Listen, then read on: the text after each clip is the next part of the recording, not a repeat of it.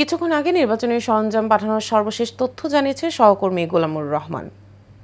নির্বাচনকে কেন্দ্র করে ইতিমধ্যে রাঙামাটি লংগদু উপজেলার সহকারী রিটার্নিং কর্মকর্তা জাহাঙ্গীর হোসেন সকল ধরনের প্রস্তুতি সম্পন্ন করেছেন।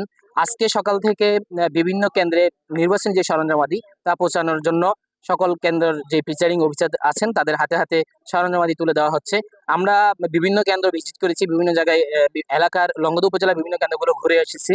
ঘুরে এসে দেখলাম যে এখনো পর্যন্ত প্রায় ৮ থেকে ১০টা কেন্দ্রে মালামাল প্রায় চলেই গেছে বলে বলা যায়। এছাড়াও বাকি যেই কেন্দ্রগুলো আছে সেই সরঞ্জামাদি মালামালগুলো এখান থেকে পর্যায়ক্রমে নিয়ে তারা স্থান ত্যাগ করছেন। মালামালগুলো নিয়ে যাচ্ছেন এখানকার আনসার বিডিপি সদস্য যারা আছেন তাদের মাধ্যমেই কেন্দ্রে কেন্দ্রে যেই কেন্দ্রের ব্যালট পেপার সহ যে সরঞ্জামাদি আছে তা পৌঁছানো হচ্ছে। এছাড়াও লংগদু উপজেলায় নির্বাচনকে কেন্দ্র করে আইন শৃঙ্খলা বাহিনী, পুলিশ, সেনাবাহিনী, বিজিবি মোতায়েন করা হয়েছে। তারা প্রত্যেকটি কেন্দ্রে কেন্দ্রে এবং মোড়ে মোড়ে অবস্থান করছেন এবং তল্লাশি করছেন। নির্বাচনকে সুষ্ঠু এবং সুন্দর করার জন্য যেভাবে নির্বাচনকে সুষ্ঠু করা যায় সেই ব্যবস্থাই তারা গ্রহণ করেছেন। একটি বিষয় জানিয়ে রাখি, লংগদুতে এবছর টোটাল ভোটারের সংখ্যা ৬৮,২৬৭। এর মধ্যে ৯৭৬ জন ভোটার পোস্টাল ভোটের মাধ্যমে তাদের ভোট প্রয়োগ করেছেন।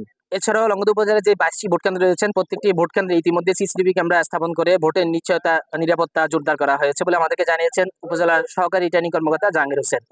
গোলামুর রহমান, এশিয়ান টেলিভিশন, লংগদু।